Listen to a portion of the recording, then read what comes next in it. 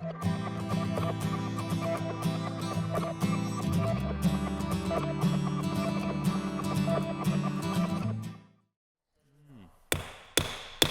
afternoon, everyone, and welcome to this public hearing of Pittsburgh City Council for today, Tuesday, October 22nd, 2019.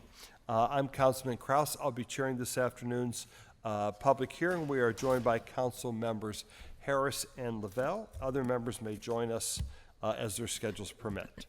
So, as is our tradition, we will begin the public hearing with the reading of the purpose of Bill 1953. Bill 1953, resolution providing for the designation as a historic structure under Title 11 of the Code of Ordinances that certain structure known as the Heathside Cottage located at 416 Catoma Street in the Fine View neighborhood, 25th Ward. Okay, Madam Clerk, thank you very much. So the first order of business will be a presentation by Sarah Quinn, who is our Historic Preservation Planner from our Department of City Planning. Hi, Sarah, welcome. Hi, thank you so much for having me here. I'm really excited about this nomination. As you said before, this is just a great little property. We were talking a little bit offline. This house is amazing. Yeah, it really is. And what I'm going to do is give you guys an abridged version.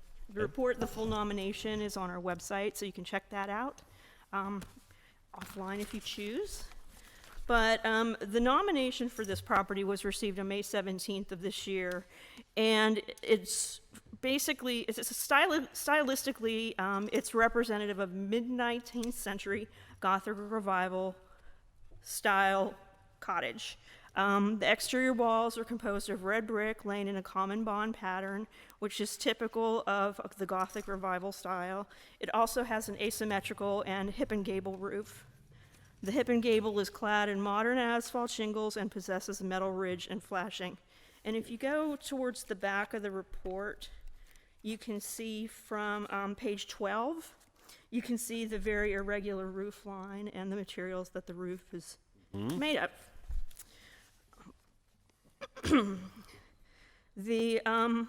Above the central window is a white marble block that has an inset. The block has been carved to read Heathside Cottage, and I'm going to refer you to page number 17. You'll be able to see that there. There's detailed brickwork above, and then the Heathside Cottage marble inset. The property also features centered pointed archtop windows, and a window opening possesses a stone lug and sill which terminates in a molded brick drip mold. The dormer's cheek walls are clad in cedar fish scale shingles, and the dormer's roof line is trimmed with verge board and features exposed rafter tails. You can see that for me to go through with a very, very detailed description, it would take hours from the photographs. The southwest side of the facade is fronted by a one-story concave hipped roof porch. The porch extends the full width of the facade and jogs to the northwest and to follow the northwest wing. The porch roof is clad in metal. The northwest facade is fronted by an uncovered poured concrete patio. The patio previously served as a foundation to an early to mid-20th century kitchen addition. This addition is documented in the Historic American Building Survey recordation for the resource. Aerial imagery indicates that this addition was removed after 1969, but prior to 1993. Okay, now I'll give you guys a little bit of the history of the cottage. Colonel James Andrews was a bricklaying contractor, and he had Heathside Cottage at 416 Catoma Street built between 1864 and 1866. Although the exact date of construction is unknown, and some controversy exists around the precise date.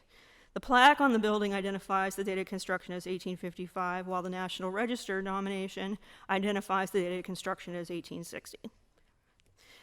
An 1862 map of the area does not depict the house on the site of 416 Catoma, but a map dated 1872 does. So likely between 1862 and 1872. 416 Catoma Street received its present address in 1910 when Pittsburgh city government changed a number of street names to avoid duplication that resulted in Pittsburgh's 1907 annexation of Allegheny City. Okay. James Andrews was living at Heaside Cottage when he rose to fame for partnering with Captain James Buchanan Eads and building the Eads Bridge across the Mississippi River in St. Louis, and for building the jetties at the mouth of the Mississippi River in New Orleans. It was also during this time that he adopted the title of colonel, despite never having served in any branch of the military, which is kind of fun. Later occupants of the house were Henry and Margaret Kieran. The Pittsburgh Director of U.S. Census Records and newspapers provide information on Margaret and Henry Kieran, who purchased 416 Catoma Street on October 1886.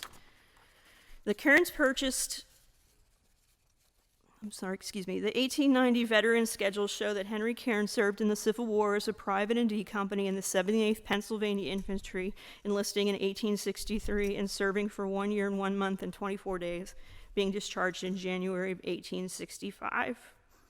After Margaret Kieran's passing, the family kept the 416 Catoma Street as a rental property for a few years. After that, the Kierans sold the property to John and Catherine Ackerman in 1913. John Ackerman had been born in 1875 in Pittsburgh, and his family was originally from Germany. John worked as a glassblower, and Teresa took care of the couple's children. The Ackermans' first child was born in 1900, and their second was in 1903. John Ackerman died in 1932 at the age of 57. He was buried in the Toronto Cemetery in Ohio. After that, Teresa Ackerman was listed as head of household in 1940 census, and her 4 children lived with her at 416 Catoma Street. Josephine, Margaret, and Gertrude all worked 44 hours a week as stenographers and earned salaries of $1,500 to $1,900. Albert was a service repairman working 40 hours per week and made $2,400 annually. So in 1940, the house was estimated at $2,500 in value. And Teresa Ackerman lived at the house until 1959 at the age of 81. So I think what that shows is this is a big, beautiful, well, it's a medium-sized, beautiful house, but it's very much got a history that's typical of a lot of places in Pittsburgh. It's a family home, and your kids stay with you until they get married and things like that. So. For Pittsburgh. Yeah. But the property is considered to be historic for several reasons. The HRC thought so. The first one was as it exemplifies an architectural type or style. I think it's very clear to see that house is very different than most in the city of Pittsburgh. I'll just hit the highlights here. The Gothic Revival style in America was largely advanced by architects Alexander Jackson Davis and Andrew Jackson Downing, authors of influential house plan books, rural residences, cottage residences, and the architecture of country houses. In Pittsburgh, surviving examples of early Gothic Revival architecture are decidedly few, and Heaside Cottage is likely the only remaining example of a Gothic Revival cottage within the city. There are other residential examples that can be found nearby, though. The Henderson Metz House at 1516 Warren Street, 434 Lee Street, and Beachview's Lowen Schaefer House at 311 Lowen Hill Street, The interesting thing is that outside of Pittsburgh, Gothic Revival frequently manifested itself in religious buildings. Comparable examples of early residential Gothic Revival can be found in the Hudson River Valley, Lyndhurst in New York, Sunnyside, 1835 in New York, even Roseland Cottage in 1846. All of these properties have been declared national landmarks. So that speaks to the importance of this architectural style. Next, the Historic Review Commission felt that this property was significant as it was the work of an architect, designer, or engineer or builder. Colonel Andrews, dare I say it, was the winning bid on the contractor for the Pittsburgh Post Office located at the corner of Smithfield Street and 5th Avenue, which opened in 1853. The Post-Gazette reported that the masonry work of the old post office was done by Colonel James Andrews of Allegheny. The walls were of distressed sandstone, and the job in its day was lauded as the finest piece of work of any magnitude undertaken by him at the time of only 21 years old. I don't think that would be happening today. But many of his early mason work projected centered around railroad bridges in the region, including one over the Monongahela and the railway bridge at Steubenville, later replaced with the truss bridge that reused his piers. He'd also received contracts for tunnel work for the Panhandle Railroad and Pennsylvania Railroad Company. By 1867, he managed to secure a contract for the construction of the bridge across the Mississippi River under the supervision of Captain James Buchanan Eads. And that was a partnership that would see a lot of projects completed. The Eads Bridge is designated as a National Historic Landmark. It's also listed on the National Register and is a St. Louis landmark. So it seems he finds himself around a lot of landmarks, oddly enough. But finally, the commission felt that this was significant because of its unique location and distinctive physical appearance or presence.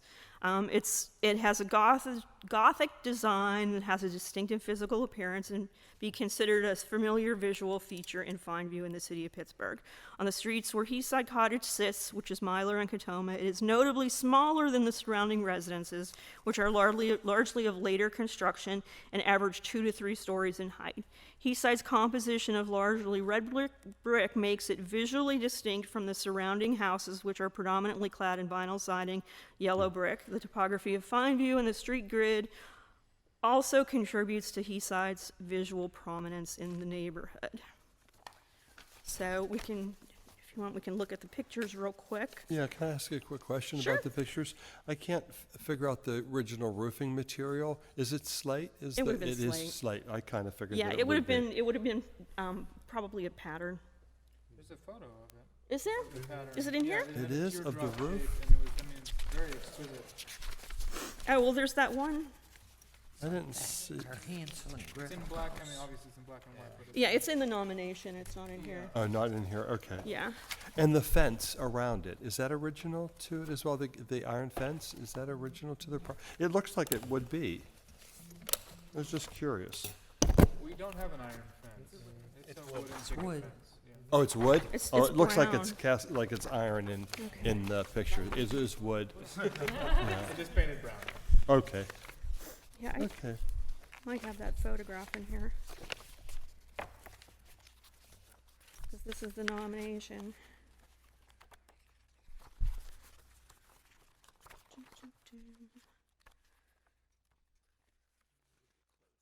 I'm getting close. There we go.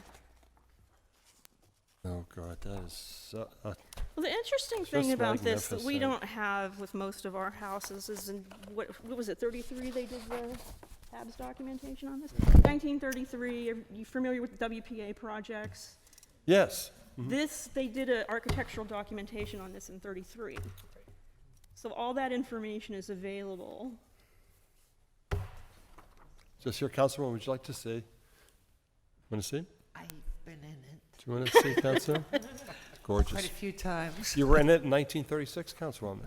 No, but lately it's Yeah, reminds you of Hansel and Gretel house. Well, it That's what we does. call. it makes everybody think of some sort of fairy tale like that. Yes, it's beautiful. So, Okay. Inside and out. Hi, Matthew. How are you? Welcome. Good, thank you. Nice to have you. Nice to be here. What would you like to offer? Just to say that there is a number of reasons why this house is exceptional, and I think my favorite is that it's a builder, and it's a builder's house. And so much of many of the landmarks that we have in Pittsburgh, people focus on the architect and what they were able to design, and this is really able to recognize someone who is able to build things and create. It's a slight distinction, but there's a lot more Pittsburghers and Pittsburghers in the past that were able to build. So it's really a joyous occasion for me that we're able to bring this landmark forward. I'd also like to thank the owners who are here today Yeah, as well. please do. Working in partnership with them over the past year or so, it's been an exceptional experience, and what they're doing and their willingness to finally have this property landmarked is really a gift to us all in Pittsburgh, and it's to be commended. Greg, would you like to offer anything? You're welcome to. Well, thank you. I would like to commend Preservation Pittsburgh for stepping forward and making this offer to us in the first place and saying, we'll handle all of the paperwork for you. We'll handle all of the research for you. And that was a tremendous value to me. And as soon as I stepped into the house, I wanted a place with character when You and got one. there's no better, I've never seen a better place with character, let alone the opportunity to live in it. It just begs to be shared and honored, because it's a really magnificent place, and it's humble in its size, but it's really grand in its vision. And so it's helped me, just living in the house, it's helped me see things differently and see my neighborhood differently, and the way that the neighbors have surrounded us because we've been open to them. I mean, it's been a real dream come true, nothing short of that, living in the house. Wow, that's it great. feels like well, it feels like a wonderful kismet that the city can recognize. What feels so great to me, and I think to my wife Catherine, who's here. Please. Sure, I would just offer that I think one of the benefits of living in the home is that people consistently stop and look at it. It's a place that calls attention to itself because of the beauty of the architecture, and the conversations and the relationships that have formed because of people's interest in the home are a real gift to us as the people who live there. I have met people I would not have met. Connections have been formed that would not otherwise have been formed because of the house. Oh, great. Councilwoman, do you have anything you'd like to offer? I thought this was already a landmark of some National. sort. National. Yeah, like so much we have, it was listed on the National Register, but not listed with the city. You're kidding me. Nope. I just couldn't believe that it wasn't already, because this is our little Hansel and Gretel house, and I mean, I've been in it, and I love this little house. I already have a house, so I don't need Well, another you're house. welcome back anytime. But yes, it's so gorgeous, and it's true. And even people that aren't from Pittsburgh that come up to see the city up in Fineview, I've just raved over this house. And I just couldn't believe that it wasn't. When I seen it coming up, I thought, wow, it's a shocker. So it's national, but it's not. Well, now it will be. Okay. All right, now I'm going to open it up to And our thank you registered for speakers. allowing it to be. Anyone wishing to speak? We only have actually one registered speaker here today. If you'll come up to the podium, of course, when the green light begins, that will mark the beginning of your 3 minutes. When the yellow light comes on, you'll have 1 minute to summarize your thoughts. When the red light comes on, your time will have expired. So, Ms. Brown, welcome, and you're welcome to your 3 minutes. My name is Yvonne F. Brown, and I'm like really pissed at this. You're just sitting there acting like you're in your living room talking about something that you know about. How come you wouldn't have the big picture? Please understand. I'm telling you because we want to know what you know. You got a picture that you're showing him. Why wouldn't you have a big picture up there? Please understand. People are looking, not just me, not just for me, but for the whole community. What were you talking about? He sees it. Oh, yes, this and that. Please, next time you do. And I'm only telling you this seriously. I'm criticizing, but you need to know. If you don't know, you're going to keep on doing the same thing. If you're going to speak for the people, please, from now on, bring pictures so everybody can see, not just Mr. Krause or Miss Harris because she knows, or you know because you live there. Please understand, I come down because I'm trying to make it better for the citizens, because this is not an open or transparent council. They hide things from us. I come in when Miss Harris, you remember, no post agenda, she would not post it because she said we couldn't speak. The only times I would know that we had post agendas when we come in there sitting there. Nothing posted on the board, Only, and I went back and I asked, how come you don't post it? They said, Ms. Harris said it don't have to be posted. I said, how do the council people know? That's when I found out. They're sent the thing, but we weren't. So I would go every day and ask for the paper. If it's the posted agenda, please give me what you gave the council. We do not know. This is not open. It is not transparent. And I'm telling you. And listen, let me tell you something. Please understand, when I'm coming down here, it's because of the work that I've done, because of the education that I had. I worked with Kathleen Mulligan, who used to be head judge in neighborhood legal services. I studied public speaking, Mr. Krause, who, well, I can't turn my head, but public speaking, we're taught how. And I'm an animated person anyway. Please, I'm just telling you. I know I sound harsh, but see, you and them make the rules. And we, the poor people, we're dying. Because we can't tell them anything. I tell them to make the announcements early so we know. Peduto promised, and they did. They started making the announcements.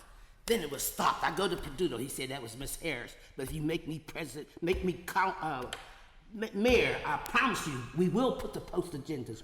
Post agendas was not posted for 8 years and 9 months. He carried it on.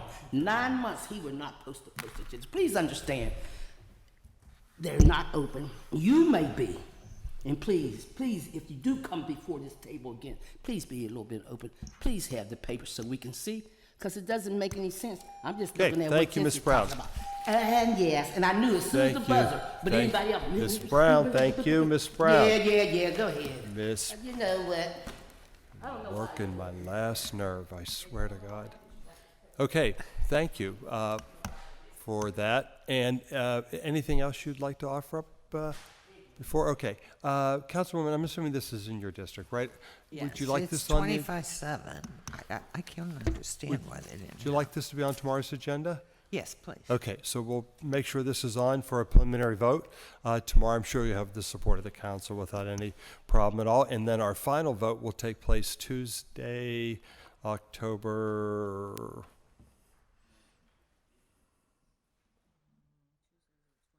29th. Okay? Okay. Thanks very much for being here. I wish you all the best of luck with the house. Thank you. Thank Yeah, you so thank much. you. It's been an honor to be here. Yeah, thank you. Councilwoman, may I have a motion to adjourn? So, second.